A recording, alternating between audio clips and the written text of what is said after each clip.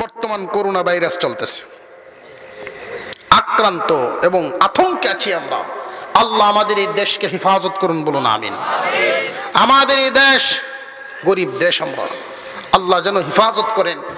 তবে বর্তমানে যেটা চালু হয়েছে সারা বিশ্বে দেখা গেছে অনেক দেশেই মসজিদে আসা পর্যন্ত বন্ধ করে দেওয়া হয়েছে। আছে না নাই? এলান করে মসজিদে আসা বন্ধ। আমি আমার ব্যক্তিগত একটা মত প্রকাশ করি, এটা অযৌক্তিক আমার কাছে লাগে। কেননা আযাব গজব দেওয়ার মালিকও আল্লাহ, নেওয়ার মালিকও আল্লাহ। উচিত ছিল নামাজে আগ্রহী মানুষকে আগ্রহ প্রকাশ করানো, নামাজের প্রতি আগ্রহী হও, মসজিদে যাও। কারণ মসজিদে যখন একজন মানুষ ঢুকে, করোনা ভাইরাস তো হাত থেকে, মুখ থেকে, চোখ থেকেই ছড়াচ্ছে। ওযু ছাড়া তো আর মসজিদে কেউ ঢুকে না। এই অঙ্গগুলো অবশ্যই ভালোভাবে ধৌত করা হয়। আল্লাহর নবী, বিশ্ব নবী রাহমাতুল লিল আলামিন করোনা ভাইরাসের ইঙ্গিত বহু আগেই দিয়ে গিয়েছেন। এরকম মহামারী ছড়াবে, আতঙ্ক ছড়াবে সারা বিশ্বে। এটা ছড়াবে কোন দেশ থেকে? এটার ইঙ্গিত দিচ্ছেন চীন। ফলে গেছে।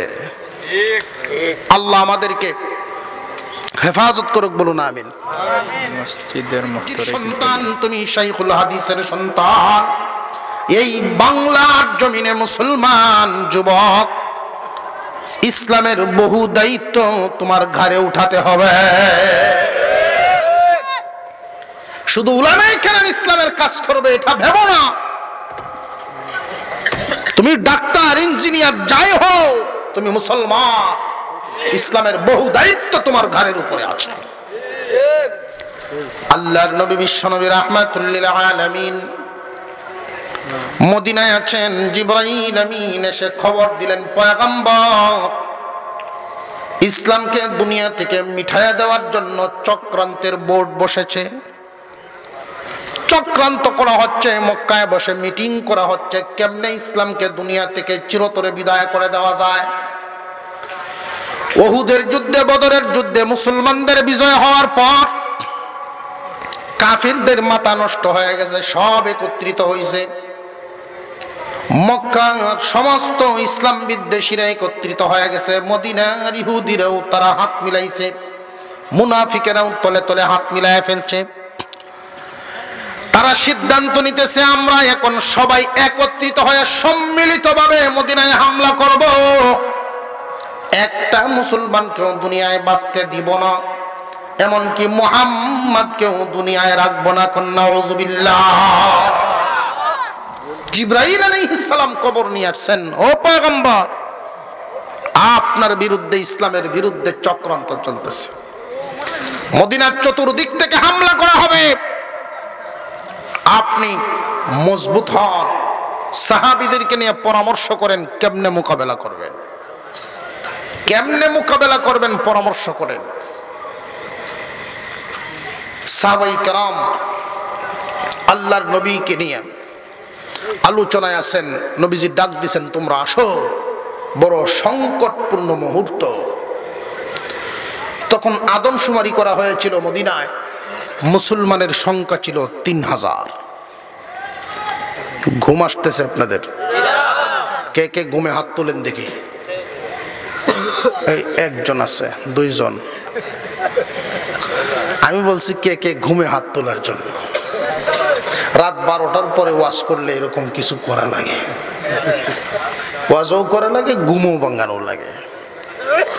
নবীজি জিজ্ঞাসা করলেন, তোমরা আসো, সংকটপূর্ণ মুহূর্ত, ইসলামকে মিটানোর চক্রান্ত চলতেছে।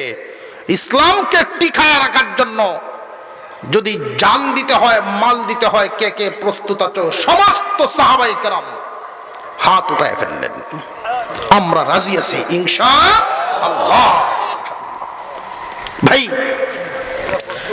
নবী করিম সাল্লাল্লাহু আলাইহি ওয়াসাল্লাম, আল্লাহর নবী বিশ্ব নবী রাহমাতুল লিল আলামিন সাহাবীদেরকে বলতেছেন, সাহাবীরা চতুর্দিক থেকে হামলা করা হবে, কয় দিক দিয়ে ফিরানো যাবে? আল্লাহ তো সাহায্য করবেন, কিন্তু আমাদের তো চেষ্টা করতে হবে। খানায় কাবা আল্লাহ হিফাজত করছেন না করছেন না? ইতিহাস আছে না নাই? অনেকেই প্রশ্ন করে যে কাবাগর আল্লাহ হিফাজত করছেন, তাহলে বাবরি মসজিদ করলেন না কেন? বাবরি মসজিদ করলেন না কেন, এটার কারণ হলো, খুব ভালো করে জেনে রাখবেন কথাগুলো। কাবাগর যে ভাঙতে আসছিল আব্রাহা, এই আব্রাহার মোকাবেলা করার মতো কোনো ব্যক্তি মক্কায় ছিল না। আল্লাহর ঘর আল্লাহ হেফাজত করছেন। কিন্তু যারা এই বাবরি মসজিদ ভেঙেছে, সেই গোষ্ঠীর সাথে মোকাবেলা করার মতো মানুষ, যোগ্যতা, শক্তি 150 কোটি মুসলমান দুনিয়াতে মোকাবেলা করার ক্ষমতা আছে না নাই?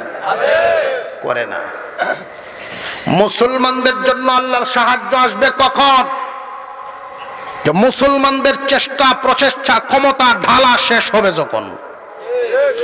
মুসলমানদের চেষ্টা শেষ হবে যেখানে, আল্লাহর সাহায্য শুরু হবে সেখান থেকে। তুমি মসজিদের কোনায় বসে শুধু সাহায্য চাইবা, সাহায্য পাওয়া যাবে না। আগে তোমার নামতে হবে, এরপরে সাহায্য করবেন আল্লাহ। নবী করিম সাল্লাল্লাহু আলাইহি সাল্লাম ডাক দিলেন সাহাবায়ে কেরামকে। সাহাবীরা বসছেন, এক একজন অভিমত দিতেছেন, আমরা ওইভাবে মোকাবেলা করলে মুক্তি পাওয়া যাবে। কেউ এই মত দিতেছেন, কেউ আরেক মত দিতেছেন। এমনি একজন সাহাবী ছিলেন, মুরব্বী মানুষ, যার নাম সালমান ফারসি রাদিয়াল্লাহু আনহু। উনি যখন ইসলাম গ্রহণ করেছিলেন, তখনই উনার বয়স ছিল 120 বছর। আর জোরে কন্যা সুবহানাল্লাহ। 120 বছর বয়স। উনি যখন ইসলাম গ্রহণ করেছেন, তখনই উনার বয়স 120 বছর। উনি বলতেছেন, হুজুর আমি মুরব্বী মানুষ, আমার একটা কথা শুনলেন। রাসূল বলেন মুরব্বীর সাথে পরামর্শ করা, মুরব্বীর পরামর্শ নেওয়া, এটা আমি নবীর সুন্নত। এই সুন্নত আমাদের মধ্যে নাই এখন। মুরব্বীর মূল্যায়ন আছে নাই? অথচ রাসূল বলেছেন, মাল্লাম ইয়ারহাম সগীরানা ওয়ালাম ইউকির কবীরানা ফালাইসা মিন্না। যে ছোটকে আদর করে না, বড়কে সম্মান করে না, সে আমার দলেরই না। কত বড় কথা! মুরব্বীদেরকে তো মূল্যায়নই নেই। এমন একটা সময় ছিল আমাদের মধ্যে, আমরা যদি দেখতাম মুরব্বীরা এক জায়গায় বসা আছেন, এই যুবক শুনে রাখেন, যদি দেখতাম যে মুরব্বীরা এখানে দাঁড়ানো আছে, এদিক দিয়ে হাইটে যাইতে আমাদের পা কাঁপতো। আর এখনের ছেলেরা, বাবায় তাকে বিদেশ, টাকা তো মাসে মাসে আসতেছে, মারে সহজ পাইছে, সরল পাইছে, মার কাছ থেকে টাইনা টুইনিয়া কোনো রকম টাকা নিয়ে হুন্ডা একটা কিনে, আর মাতার একটা ছাট, কোন বাঘে যে ধরলো মাথা, ঠিক না বেঠিক? এটা সব সাইড পরিষ্কার, মাঝখানে কাউয়ার বাসা, কাকের বাসা বানাইয়া মাথাটারে বেসাইজ করে। দেখলেই বোঝা যায় এটা বকাটে। দেখলেই বোঝা যায় বখাটে। কি রুচি পোলাপনের! মোটর সাইকেল যে চালায়, আমার মনে হয় সুরত দেখলে আজরাইলেও কইব যে আমার রাউন্ড লাগতো না তোর দ্বারা। বাবারে, তোমার এই বেপরোয়া জীবনযাপন মুরব্বীদের মনে আঘাত দেয়। মুরব্বীদের মন থেকে বদদুয়া আসবে তোমার ব্যাপারে। মুরব্বীর দোয়ার দরকার আছে না নাই? মুরব্বীদের পরামর্শের দরকার আছে না নাই? আমরা তো বর্তমান সমাজে মুরব্বীর মূল্যায়ন করি না। আপনি যতই বুঝেন, মুরব্বীর আলাদা একটা বুঝ আছে, বুড়ার বুঝ আছে না নাই? নাতি বাড়িতে আইছে, এক নাতি বাড়িতে আইসা কয়, দাদা আমার বিয়া ঠিক করে লাইছে। দাদা কই, কি কস? বেশরম কথা, তোর বে তুই ঠিক করে লাইছস? আমরা যে সময় বিয়ার কথা শুনছি, যে এলাকার কথা শুনছি ওই এলাকার দিকে ফিরে আমরা ওই দিকে তাকাইছি না পর্যন্ত। এরপরে শর্মাইছি, কও কি তোমরা কোন যুগের মানুষ? আমরা ডিজিটাল যুগের মানুষ। আমার বিয়ে আমি ঠিক করে রাখছি, আগামী মঙ্গলবারে বিয়া। শর্ত হইল কোনো বুড়া যাইতে পারবো না বিয়াত। হইছে নি বিপদ? দাদা কয় আমি বাচ্চা রইলাম, তোর বিয়া খাই মুকুরিয়া, আর তুই তোর বিয়া ঠিক করছস, আবার বুড়া যাইতে পারতো না, এটা কোনো কথা কইলে? কয় না, ওই পক্ষেও যুবক, আমরার পক্ষেও যুবক, ময় মুরব্বীর কোনো কাজ কারবার নেই। দাদার শখ হইল নাতির বিয়া খাইব। বাড়ি এলাকার বিয়া, নৌকার হইল বরযাত্রী, তা নৌকার পাটাতন আছে না, এই পাটাতন তক্তা সরাইয়া বুড়া গিয়ে এই তক্তার ভিতরে বই রয়েছে তলা। আধা রাস্তার যখন গেছে নিচ দিয়ে পানি উঠে তো ঠান্ডা লাগে, বুড়ার কাশি উঠে গেছি, কাশির আওয়াজ শুনিয়া যুবকরা তো বুঝে লাগছে যে দাদা আইছে, সর্বনাশ করছে। এখন কি করা? শর্ত ভঙ্গ করলে না জানি কোন শাস্তি হয়। কেউ বলতেছে নৌকা ঘুরাও, বুড়ারে বাড়ি দিয়ে থুয়াও। কেউ বলতেছে না, শুভযাত্রা আমরা রওনা দিয়েছি, নৌকা ঘুরানো যাবে না, যা করার করেলা। বুড়া তাড়াতাড়ি কো বাইরা, আমার কোনো রকম বাইর করার পানি ফালাইস না, আমি আইজি বলে আমার ফালাইস না। মনে করছে যে নৌকাও ঘুরাইতো না, সাথেও নিত না, এমনি যদি 2-3 জনে দূরে ছেড়ে দেয়। তোমরা তো আর এই নৌকা বিয়া বাড়ির উঠানো নিবা না, যে না ঘাটই তো থাকবো, আমার এই ঘাটও হয়ে যাবে।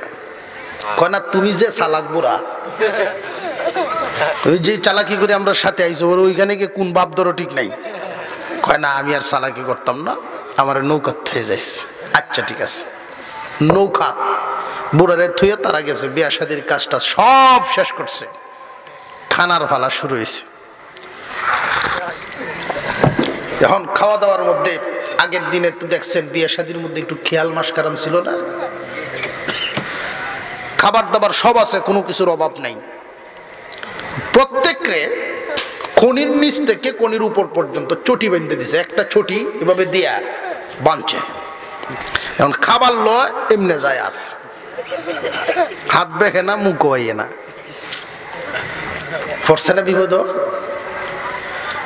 তাকায় রয়েছে একজন আর একজনের দিকে তাকায় রয়েছে, খাওয়া বন্ধ।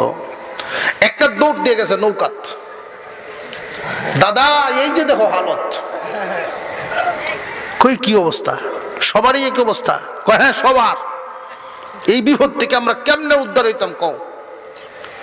কয় বেকিয়া তোর মুখ হইনে যায় না, সুজা পায় যায় না। কয় সুজা তো যাই, তাহলে গিয়া তুই দিবে শুকুরালি রেখে দিব তোরে, যা। বুদ্ধি কেমন লাগছে নি? বুড়ার বুদ্ধি। সালমান ফারসি রাদিয়াল্লাহু আনহু বলেন, হুজুর আমি একটা অভিমত দিতে চাই। যে বলেন? যে আমার অভিমত হইল, আমরা সংখ্যা কম, তারা সংখ্যা বেশি, আমরা অস্ত্র কম, তারা অস্ত্রও বেশি, সম্পদও বেশি, আমরা এদের সাথে কৌশলে যুদ্ধ করব। কি কৌশল? মদিনার চতুর্দিকে পাহাড়ে ঘেরা, মদিনা থেকে যদি 3 মাইল দূরে চলে যায় একটা রাস্তা, মদিনায় ঢোকার একটাই পথ, মাইল 1.5 মাইলের মতো প্রশস্ত। ওইটা দিয়ে ঢোকার পরে মদিনার এরিয়ার ভিতরে জায়গা আছে অনেক, সেই ময়দানে অংশগ্রহণ করবা। সব সাহাবী তৈরি হয়ে গেছে। আরো জোরে করেন না সুবহানাল্লাহ। আমরা যদি পুরা দাওয়ামারির টাইম, ধান কাটা অথবা ধান লাগানির টাইম, এই টাইমে যদি কেউ দাওয়াত দেয় 3 দিনের তবলিগে লন, অথবা 1 চিল্লার আল্লাহ রাস্তায় 3 দিন, কইব আসলে তোমার কোনো আন্তাজ বান্তাজ নাই, চিত্তে যাইব না? আমার আপন চাচা ধান লাগানির টাইম, ক্ষেতের মধ্যে যে ধান লাগায়, এক জায়গা থেকে সারা আইনে আরেক জায়গায় লাগায়, এটা কি করেন আপনারা? রোয়া। রোয়া রোয়া লাগানির টাইম, ক্ষেত বাও, ক্ষেত রেডি, জ্বালা উঠায় এনে রাখছেন, চারা রোয়া লাগাইব, কামলা হইতেছে না, বেটার মাথা নষ্ট। গ্রামের ওই মাথায় যায় একবার, এই মাথায় যায় একবার, কামলা হয় না। তো এই সময় চিল্লার জামাত আইছে আমরা মসজিদ, গাছতে যায় না মুসল্লিরা, গাছতে বিকালে যায়, খুসুসি জামাত, খুসুসি গাছতেছে সকালে দুইজন দুইজন করিয়া। এই খুসুসি গাছতের মধ্যে দুই লোক বাইরেছে। তো জামাতে যারা যায় তাবলিগে সবাই কি আলেম ওলামা, সবাই কি আল্লাহর ওলি, কিছু গোয়ার টাইপের লোক থাকে না, কিছু বউয়ে ফাটাইছে একটু সাইজ হয়ে আইব না। এই জাতের দুই লোক চিল্লা তাই আর দুইজন একসাথে থাকে, যেদিকে যায় আমি সব দেখে যে দুইজন খুব মিল, এক জাতের লোক, বিড়ি গেলেও একখানে খায় বয়ে বয়ে। এই গাছতে বাইরেছে এই দুইজন একসাথে, বাইরিয়া লোক আমার চাচারে পাইছে, এইবার কামলা খুঁজতেছে, মানে মাথা নষ্ট। আসসালামু আলাইকুম, সালাম দিছে, ওয়ালাইকুম সালাম। ভাই দেখেন আমরা আল্লাহ রাস্তার লোক, জামাতে আসছে আপনাদের মসজিদে, আপনি নগদ চলেন। যেই কইছে নগদ চলেন, বেটার উঠে গেছে গুসা, খাইমি আপনার বাড়ি কই, আমি কামলা হইতেছি না, তোমরা আছো তোমরা রঙে। এই বেটা তো গোয়ার টাইপের, এই কি অত ভালো মানুষ, মাত্র 3-4 দিন হয়েছে আইসে। আপনি গুসা হইলেন কেন, আপনি গুসা হইলেন কেন, দাওয়াত দিছে আপনি না করবেন, গুসা হইলেন কেন? কই ধরছে দুই বেটা দুই দিক দিয়ে যাতাতে ধরছে, দুইজন দুই দিক দিয়ে দৌড়িয়ে টাইম নিলে মসজিদে ভর দিছে।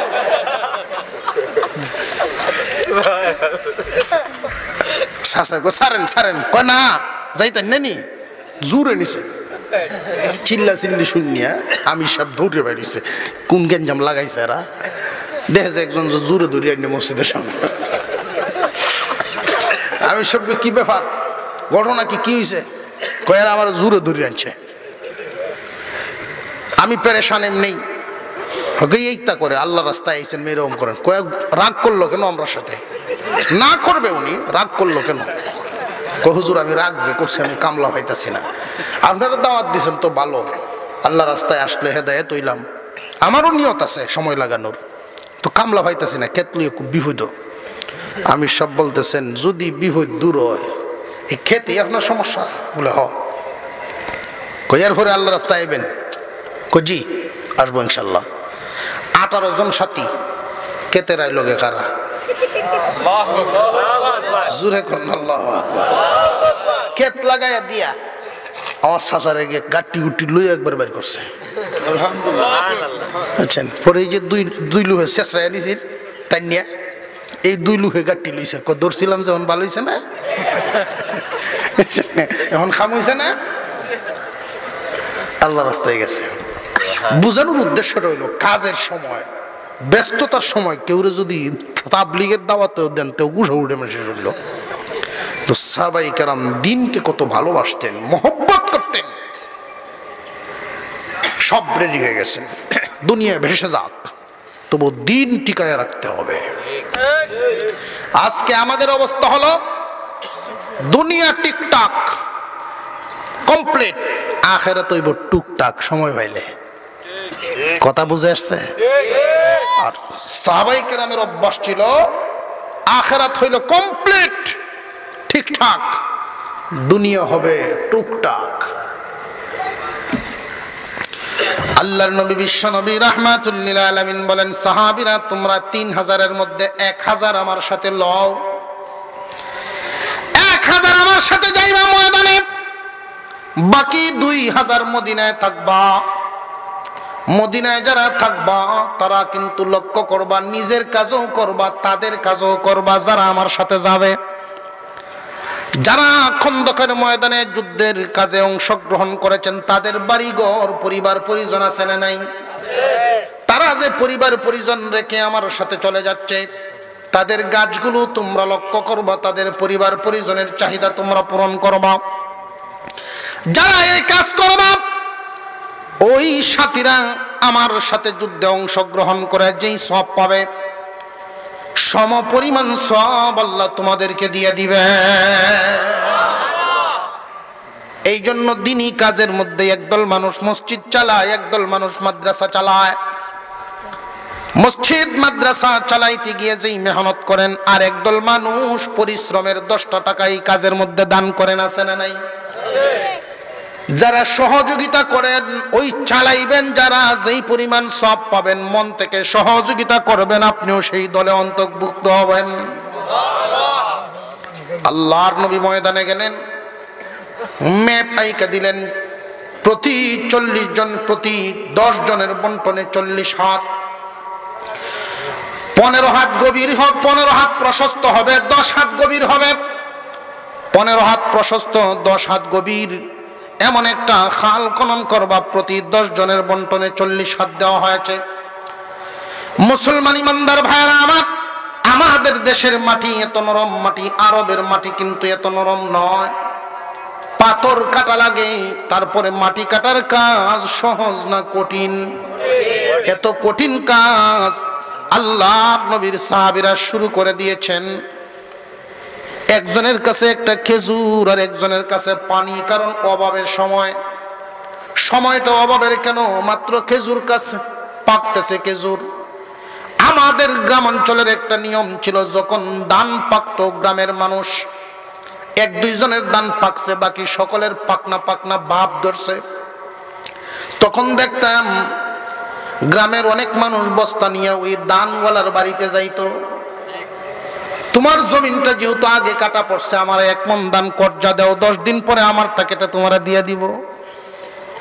এরকম নিয়ম ছিল না ছিল না?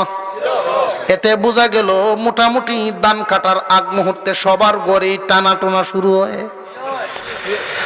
এইরকম একটা অবস্থা ছিল। আল্লাহর নবীর সাহাবীদের অবস্থা এমন, কারোর কাছে পানি আছে, কারোর কাছে খেজুর আছে। একজনকে আর একজনে পানি দেন, তিনি তারা খেজুর দেন। এইভাবে মাটি কাটার কাজ শুরু হলো। আল্লাহর নবীর সাহাবীরা একটা খেজুর খায় আধা বেলা পানি মাটি কাটার কাজ করেন, 1 গ্লাস পানি পান করে 1 বেলা মাটি কাটার কাজ করেন। এইভাবে যখন শুরু হয়ে গেল, নবী করিম সাল্লাল্লাহু আলাইহি ওয়াসাল্লাম প্রতি 10 জনের বন্টনে 40 হাত খাল খনন করতে হবে, বন্টন করে দিয়ে দিলেন। 1 দিন গেল, 2 দিন গেল, 3য় দিন নবীজির দরবারে একজন সাহাবী এসে বলেন, হুজুর ক্ষুধা সহ্য হয় না, ক্ষুধার কারণে পেটে পাথর দিয়ে চাপ দিয়ে রাখছি গো নবী। আরবের তৎকালীন সময়ের একটা নিয়ম ছিল, প্রচলন ছিল, যদি বেশি খিদা লাগতো পাথর দ্বারা চাপ দিতেন, সামান্য কিছু সময়ের জন্য ক্ষুধাটা নিবারণ হতো, অথবা কাপড় দিয়ে শক্ত করে বান দিলে কিছু পেটটা শক্ত হয়, ক্ষুধাটা কিছু নিবারণ হয়। আল্লাহর নবীর সামনে সাহাবী বলেন, হুজুর ক্ষুধা সহ্য করতে পারি না, দেখুন পেটে পাথর দ্বারা চাপ দিয়ে রাখছি। বিশ্বনবীর পেট মুবারকের দিকে সাহাবী তাকায় দেখেন হুজুরের পেটে বড় বড় 2টা পাথরের চাপ দেওয়া। আল্লাহর নবীর এই দৃশ্য দেখে নবীর সাহাবী লজ্জায় মাথা নত করে দিয়ে চলে গেলেন, কাজের মধ্যে লেগে গেলেন। কোমর সোজা হয় না ক্ষুধার কারণে। অবস্থাটা দেখে আর একজন সাহাবী ছিলেন, তিনি রাসূলের সামনে গেলেন, চোখগুলো পানিতে টলমল করতেছে, মনে মনে চিন্তা করেন, যার উসিলায় তামাম পৃথিবী মাওলাই বানালেন, তার পেটে কত ক্ষুধা। হুজুরের কাছে অনুমতি চাইলেন, হুজুর আমাকে একটু অনুমতি দিন, আমি বাড়িতে যাব। উনার বাড়িতে খন্দক থেকে খুব বেশি দূর না। রাসূল অনুমতি দিলেন, অনুমতি পাইয়া তিনি বাড়িতে গেলেন। বিবি ঘরে কি আছে তুমি তাড়াতাড়ি তালাশ করো। আল্লাহর পয়গম্বরের পেটে পাথর আনা সহ্য করতে পারি নাই। বিবি দিনদার বিবি তালাশ করা শুরু করে দিলেন। 1 পাতিলের মধ্যে সামান্য পাইলেন, আর 1 পাতিলের মধ্যে কিছু পাইলেন। ওইভাবে কয়েক পাতিল থেকে কিছু জমা করলেন, 3 কেজির মতো আটা হয়ে গেছে। আল্লাহর নবীর সাহাবী জাবের রাদিয়াল্লাহু তাআলা আনহু তিনি বলতেছেন, রাসূলকে আমি নাস্তা করাতে পারবো। মনটা ওনার খুশি লাগতেছে, কিন্তু উনি সাধারণ মানুষ নাকি সৃষ্টি জগতের মধ্যে শ্রেষ্ঠ সম্মানী মানুষ? আমার নবী শ্রেষ্ঠ সম্মানী মানুষ, উনাকে যে আমার বাড়িতে আনবো, দাওয়াত খাওয়াবো, আইটেম তো বহুত করার প্রয়োজন ছিল, কিন্তু আমাদের তো ক্ষমতা নাই। আল্লাহর নবীকে এই আটাগুলো কেমনে খাওয়াই, কিভাবে নাস্তা করাই, খিচুড়ি বানায় ফেলো, আর তো কিছুই নাই। বিবি বলেন, স্বামী হে, মনে কিছু যদি না করেন, আপনার এই দানের সাথে আমিও শরীক থাকতে চাই। আমার যে ছাগলের একটা বাচ্চা আছে, এটা আজকে আল্লাহর রাস্তায় আমি দান করে দিলাম। বিবি দিনদার হলে জীবনে চলতে মজা পাবেন। বিবি দান করে দিলেন, মন বড় খুশি হয়ে গেল। গোশত যদি হয়, রুটি দিয়ে উনি আরাম করে খেতে পারবেন। স্বামী স্ত্রী দুইজন পরামর্শের মধ্যে বসলেন, রসুলকে কেমনে দাওয়াত দেওয়া যায়। আল্লাহর নবী শিখাইছেন, তোমরা যদি কোনো কাজ করো, স্বামী স্ত্রীতে পরামর্শ করো, পরামর্শ করে কাজ করা সুন্নত। সিদ্ধান্ত নিবা তুমি, কিন্তু বিবির কাছ থেকে পরামর্শ নিও। পছন্দ হইলে গ্রহণ করবা, পছন্দ না হইলে গ্রহণ করিও না, কিন্তু পরামর্শ নেওয়ান কি। আমরার মধ্যে কেউ এমন আছে যে বিবিরে 2 আনার দামও দেয় না। এটা ঠিক না, এটা ভুল। বিবিকে মূল্যায়ন করা, তার সাথে পরামর্শ করা, সিদ্ধান্ত করবেন আপনি। আর কেউ আছে মূল্যায়ন করতে করতে এমন করা করে, একবারে আমির সাপ, আমির মেনে বয়ে থাকে। বাজারও ঘুরে দেখা যায় বিবি সামনেতে ঘুরে, পিছেতে ব্যাগ লয়ে ঘুরতেছে। এটাও ঠিক না। বিবির সাথে পরামর্শ করা সুন্নত, সিদ্ধান্ত নিবেন আপনি। নবীজি শিখাইছেন, যার উসিলায় গরম ভাত খাওয়ান যায়, তার সাথে পরামর্শ করলে অসুবিধা আছে? খুশি রইল লোকটা। স্বামী স্ত্রী দুইজনে পরামর্শ করলেন যে আগে নবীজিকে দাওয়াত দেই। কেমনে? আমার ঘরে কি আছে এটা রসুলকে আগে বলি। দাওয়াত দেওয়ার পরে যদি ওনার সাথে 2-4-5 জন নিয়ে আসেন অভাবের সময়, পরে তো লজ্জায় পড়বো। এই জন্য আগে গিয়ে নবীজিকে বলি যে আমার ঘরে এই পরিমাণ মাল আছে, আপনার দাওয়াত। এরপরে যদি রসুল সাথে করে 1-2 জন নিয়ে আসেন, তো রসুল বুঝবেন। এই সিদ্ধান্ত গ্রহণ করে আল্লাহর নবীকে দাওয়াত দেওয়া হলো। নবীজি এই অভাবের সময়ে দাওয়াত পেয়ে মুস্কি হাসি মারলেন, খুশি হয়ে গেছে। হযরত জাবের বলেন, ওই দিন আমি রসুলকে খুশি দেখে আমার মনে এত খুশি হয়েছিল, জীবনে এত আনন্দ পাই নাই। আল্লাহর নবী বিশ্বনবী রাহমাতুল লিল আলামিন দাওয়াত পায়া এত খুশি হয়েছেন, তিনি বলেন, যাবে তুমি যাও, বিবিকে নিয়ে নাস্তা তৈরি করো, আমি আসতেছি। জাবের বাড়িতে আসতেন, স্বামী স্ত্রী দুইজনে আটা এবং রুটি ব্যবস্থা করতেছেন, ছাগল জবাই করে গোশত বানায় রান্না করতেছেন। নবীজি একটা উঁচা টিলার মধ্যে দাঁড়ায়া ঘোষণা দিলেন, ও খন্দকবাসী। সাহাবী কতজন? 1000। ঘুমায় গেছেন।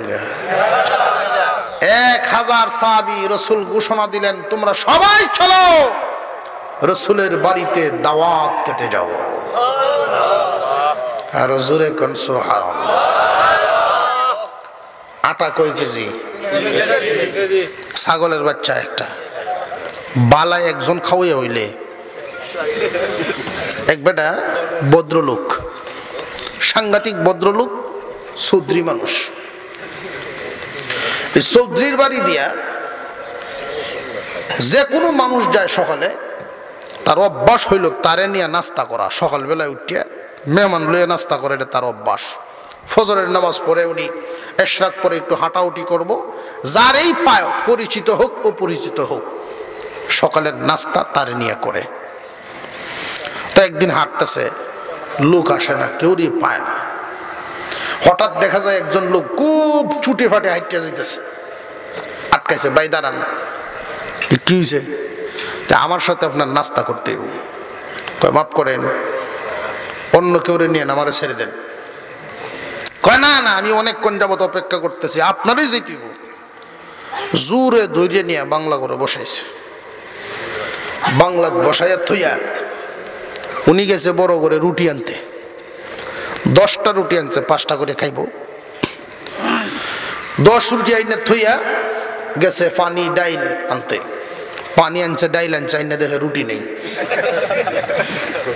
10 রুটি খাইছে, কয় আপনার ডাইল আনতে আনতে দেরি হইতেছে, আমি খাই লিছি। কয় অসুবিধা নাই, যাক মেহমান নিয়ে খাওয়া তো আমার তরিকা, মেহমান নিয়ে খাওয়া আমার অভ্যাস, আমি আরো 10টা রুটি আনতেছি, একসাথে বইয়া যেতে খাইতে পারি। আরো 10টা রুটি আনছে, আইনে দেখে ডাইল নাই। মুশকিল, ডাইল আনলে রুটি নাই, রুটি আনলে ডাইল নেই। 4 গুরান দিছে। কয় গুরান?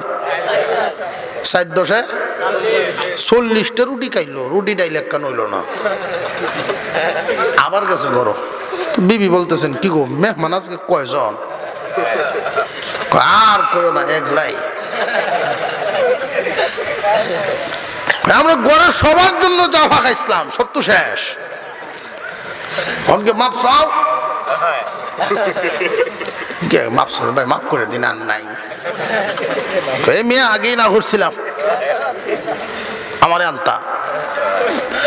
আমি তো আপনারা চিনতে পারছি না, আজকে চিনছি, আর এরকম বলইতো না। এখন যাইন কই? আমি যাইতেছি, ভালো একজন হেকিম আছে, ওনার হাতে ঔষধ খাইলে পেট পরিষ্কার হয়, রুচি বাড়ে। বাড়িওয়ালা কই বাবারি বাবা, 40টা রুটি খাইলো, রুটি ডাইলে কেন হইলো না, আর রুচি বাড়ে তো এই লুকে।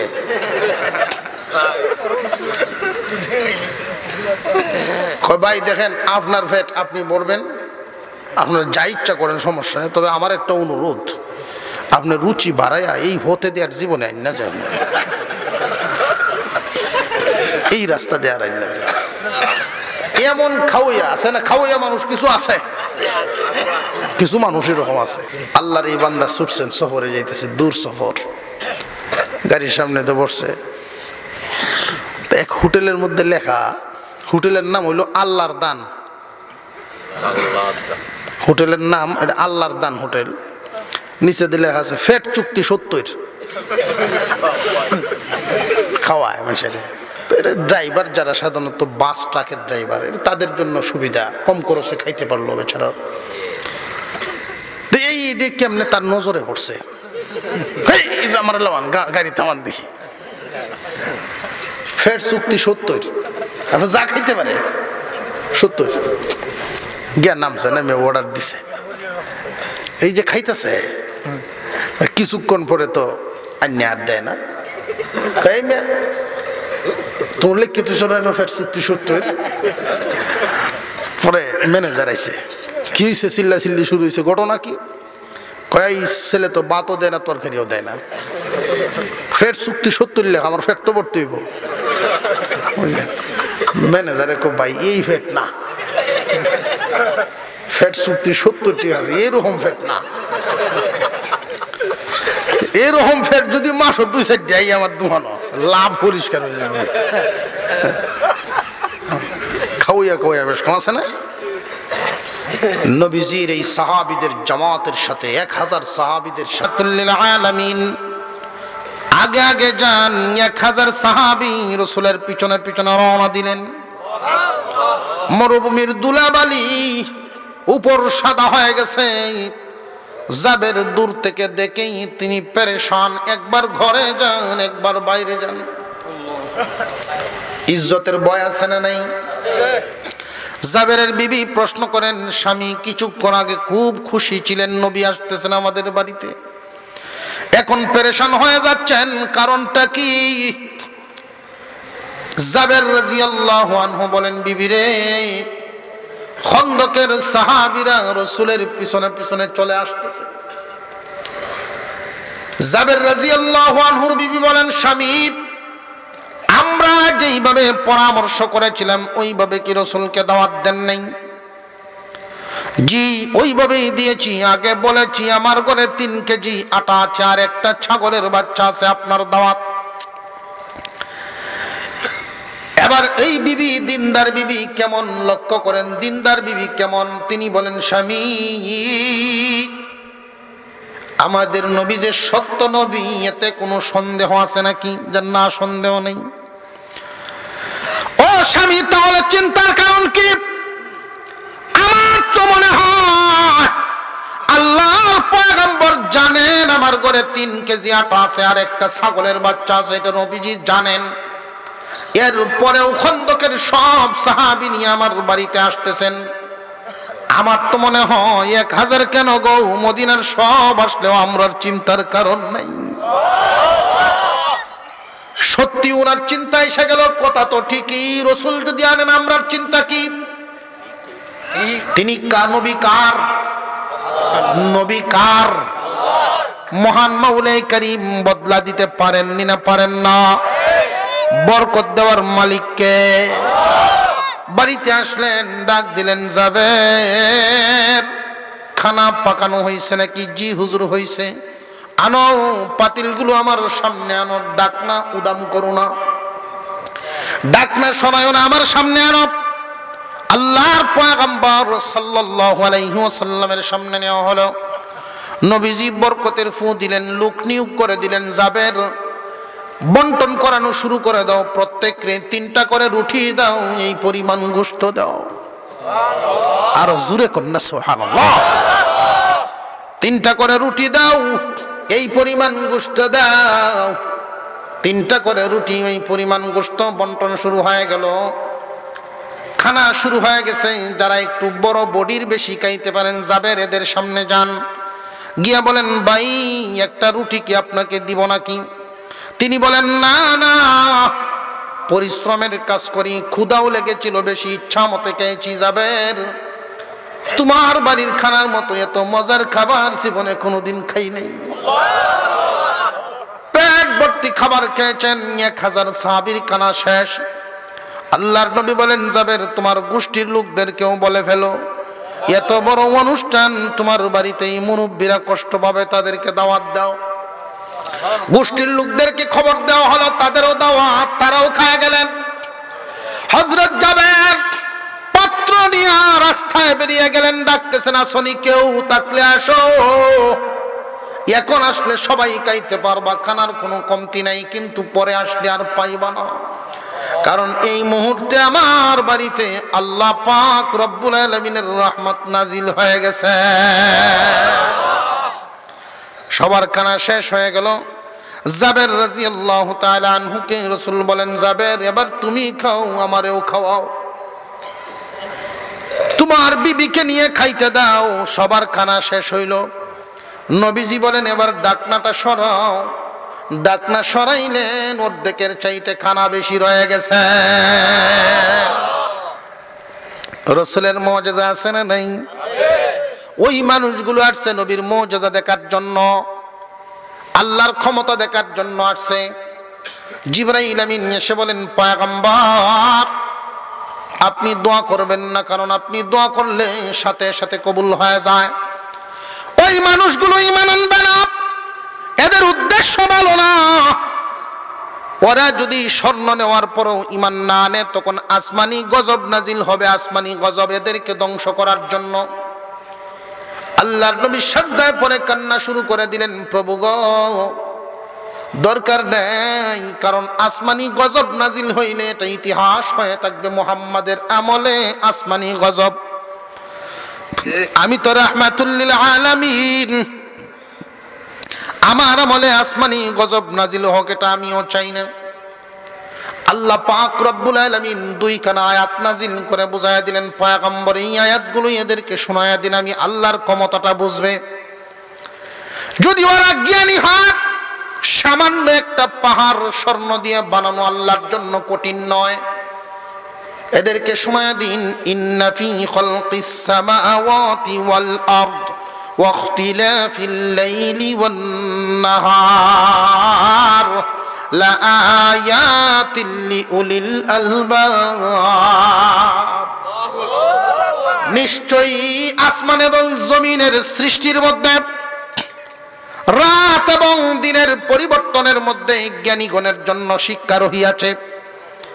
আসমান জমিন যে কত সুন্দর করে বিছাইছেন, আল্লাহ পাক রব্বুল আলামিন বলেন, আল্লাযী জাআলা লাকুমুল আরদা ফিরাশা ওয়াস সামাআ বিনাআ। মহান মাওলা কারীম এই জমিনটাকে তোমাদের জন্য আরামদায়ক করে বিছায়াছেন। আরামদায়ক মানে বিছানা করে বিছানার মতো বিছাইয়াছেন। বিছানার মধ্যে মানুষ আরাম করতে যায়, তোমাদের জন্য আরামদায়ক করে বিছানা বিছাইছেন। জমিনটাকে এত শক্তও করেন নাই যে তোমরা খুদাই করতে পারবা না, এত নরমও করেন নাই যে হাঁটাচলা করতে পারবা না। এই জমিনটাকে তোমাদের উপযোগী করে মহান মাওলা কারীম বিছিয়েছেন এবং আসমানকে তোমাদের মাথার উপরে ছাদ বানায় দিয়েছেন। কোনো খুঁটি আছে না বিনা খুঁটি? আরো জোরে কান।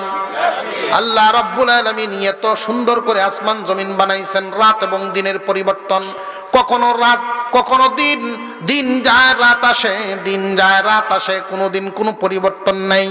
আমরা একজন মানুষ জীবনে চলতে ফিরতে ভুল আছে না নাই? কথা বলতেও তো ভুল হয়, কাজ করতে অনেক সময় ভুল হয়ে যায়। ওই যে কম্পিউটারও তো মাঝে মাঝে ভুল করে। খুব ভালো করে জানবেন, জীবনে কোনোদিন শুনছেন বা দেখছেন নাকি যে 2 রাত এক হয়ে গেছে? দুইটা দিন একসাথে হয়ে গেছে এমন দেখছেন নি? রাতের পরে দিন, দিনের পরে রাত। আল্লাহ পাক রব্বুল আলামিন বলেন রাত এবং দিনের পরিবর্তন। দিনকে মাঝে মাঝে লম্বা করা হয়, রাতকে ছোট করা হয়, আছে না নাই? আল্লাহ পাক বুঝায় দিলেন, মহান মাওলা কারীম রাতকে দিনের ভিতরে ঢুকায়া দেন, দিনকে রাতের ভিতরে ঢুকায়া দেন। পৃথিবীর কোন বিজ্ঞানীর দ্বারা সম্ভব না। আল্লাহ পাক রব্বুল আলামিনের ক্ষমতা জ্ঞানীগণের জন্য এইগুলো দেখলেই বুঝতে পারে আমার আল্লাহর ক্ষমতা কি পরিমাণ। নবীর মুজিজা, আল্লাহর ক্ষমতা আছে না? এই দুনিয়াতে অনেকেই মনে করে জ্ঞানীগণ আমরা, কিন্তু না না, আল্লাহ বুঝায় দিলেন জ্ঞানীগণ কারা। তুমি ডক্টরেট অর্জন করেছো, বিশ্বের সকল সার্টিফিকেট তোমার মাথায় আছে, আল্লাহর কাছে তুমি জ্ঞানী নও। একজন মানুষ শিক্ষা অর্জন করে নাই, সারাদিন পরিশ্রম করে, সেও আল্লাহর কাছে মূর্খ নয়। যদি গুণ তার মধ্যে পাওয়া যায়, আল্লাহ পাক জ্ঞানীগণের গুণাবলী বর্ণনা করেন, আল্লাযীনা ইয়াযকুরুনাল্লাহা কিয়ামান ওয়া কুউদান ওয়া আলা জুনুবিহিম ওয়া ইয়াতাফাক্কারুনা ফী খালকিস সামাওয়াতি ওয়াল আরদ। আল্লাহ পাক রব্বুল আলামিন বলেন জ্ঞানীগণ তো তারা যারা দাঁড়ানো অবস্থায়, বসা অবস্থায়, শুয়া অবস্থায়, সর্ব অবস্থায় আল্লাহর জিকির করে। আল্লাহ পাক রব্বুল আলামিনের স্মরণ যাদের অন্তরে সর্ব অবস্থায় থাকবে, ওয়ায়াতাফাক্কারুনা ফী খালকিস সামাওয়াতি ওয়াল আরদ। এই পৃথিবীর জমিনে যা কিছু আছে, আসমান জমিনের মাঝামাঝি, আসমান জমিনের মধ্যে যা কিছু আছে, এগুলো নিয়ে গবেষণা করে, চিন্তা ভাবনা করে এবং বলে সুবহানাকা ফাকিনা আযাবান নার রব্বানা মা খালাকতা হাযা বাতিলা। কোনো কিছুই তুমি বিনা কারণে বানাও নাই, কোনটার মধ্যে কোনো ভুল নাই। সুবহানাক, তুমি পবিত্র, ভুল থেকে পবিত্র, একটার মধ্যেও কোনো ভুল নাই। দেখবেন একটা পাতার নকশার সাথে আরেক পাতার নকশার কোনো মিল নেই। কেমন ইঞ্জিনিয়ার রে ভাই, বলেন আল্লাহু আকবার। মহান মাওলা কত সুন্দর করে দুনিয়া সাজাইছেন, এত কারুকার্য করে কোনো মিস্ত্রির দ্বারা সম্ভব না। আল্লাহ হুকুমের মাধ্যমে কত সুন্দর দুনিয়া সাজাইছেন। মহান মাওলার সৃষ্টিতে কোনো ভুল আছে নাকি? আর জোরে কম। বট গাছের বিচি ছোট, এক ফন্ডিতে কইতাছে গাছটা অনুযায়ী বিচি হইছে না। আল্লাহর সকল সৃষ্টি ঠিক আছে, এইটা একটু বেতালা হয়ে গেছি। বিশ্রাম করতেছে বট গাছের নিচে বসে বসে। তো পাখি তো বটের বিচি খায়, মিষ্টি টিষ্টি লাগে, ঠুকর দিছে, এক বিচি ফরিয়ে তাল্লটা পড়ছে, মাথাত পড়ছে, ঠাস করে উঠছে, পড়ছে। আল্লাহু আকবার, আল্লাহু আকবার। এখন বুঝে আইছে আল্লাহ এই গাছ অনুযায়ী যদি মটকার মতো বড় হইতো, রেডি আমার মাথা থরতো, গতিটা কি হইল এখন? খুব ভালো করে বুঝেন, মহান মাওলাই করিম বানাইছেন বান্দার জন্য প্রত্যেকটা কল্যাণ, বান্দার কল্যাণ যাতে হয় এই চিন্তায় মহান মাওলাই করিম বান্দার কল্যাণের চিন্তা করেই মহান মাওলা দুনিয়া সাজাইছেন। লাউ গাছ, লাউগুলো বাড়ি হয়, বড় হয়, লাউ বড় হয়, তরমুজ বড় হয়। আল্লাহ বলেন বান্দারে তোমার সুবিধার জন্য দেখো কত সুন্দর করে বানাইলাম। তরমুজ গাছ, লাউ গাছ যদি বট গাছের মতো বড় হইতো, মানুষ সেটা নিচে দিয়ে চলতে ফিরতে পারতো না। লাউ গাছ, তরমুজ গাছ বড় হইছে, আল্লাহ হুকুম দিলেন লাউ তরমুজ মাটিত ঘুমাও, মাটিত শুয়ে থাকো। বড় বড় গাছের নিচে মানুষ বসবে, বীজগুলো ছোট বানাইছেন। খুব ভালো করে বুঝেন, নারিকেল গাছটা যদি ছড়ানো থাকতো তাহলে মানুষ এটার দিক থেকে নিচে দিয়ে চলাফেরা করলে কত ভয় হইতো। নারিকেলটা বড়, যদি কারোর মাথার উপরে পড়ে ব্যথা হবে, এই জন্য নারিকেল কত শক্ত ডাটা দিয়ে ধরা হয়, লক্ষ্য করে দেখবে। আল্লাহ কত সুন্দর করে সৃষ্টি সাজাইছেন, জগৎ সাজাইছেন। আল্লাহ তুমি যা বানাইছো কোনোটাই বিনা কারণে বানাও নাই। আমি বুঝি আর না বুঝি এটা মানতে হবে। কেঁচু চিনেন তো? জির জির কেঁচু, আমরা তো মনে করি এটা কোন কামো লাগে, আমরা বুঝি না। আমেরিকার বিজ্ঞানীরা যাদের ইমান নাই তারা বলে এই তাহলে পৃথিবীটা 4 ঘন্টায় ধ্বংস হয়ে যেত। আল্লাহু আকবার বলেন। কেন জানেননি? এটা পাতালে ঢুকে জিরে যখন চলাফেরা করে, মাটির মধ্যে রাস্তা করে দেয়, অক্সিজেন নিতে পারে, বাতাস ঢুকতে পারে মাটির ভিতরে, নইলে জাম হইয়া পৃথিবী ভ্রষ্ট হয়ে যেত। শকুন, এই শকুন যদি না থাকতো 1 সপ্তাহ টিকবে না, পৃথিবী ধ্বংস হয়ে যাবে। আফ্রিকার মতো মহা জঙ্গলে যে সমস্ত বিষাক্ত প্রাণী মরে, বৃষ্টির পানিতে বাতাসে যদি এই প্রাণীগুলো দূষিত হয়ে পৃথিবীতে ছড়ায় পড়তো, আবহাওয়া দূষিত হয়ে মানুষ মারা যেত। এই শকুন এই বিষাক্ত প্রাণীগুলো খেয়ে পরিষ্কার করে দেয়। মহান আল্লাহ কত সুন্দর করে বানাইছেন জগৎ। শর্ত লাগিয়ে দিয়েছেন, তুমি যত বড় বিজ্ঞানী হও, যত জানাই জানো, আল্লাহর স্মরণ যদি তোমার ভিতরে না থাকে তুমি জ্ঞানী হতে পারবে না। আল্লাহ যেন আমাদেরকে আমলের তৌফিক দেন।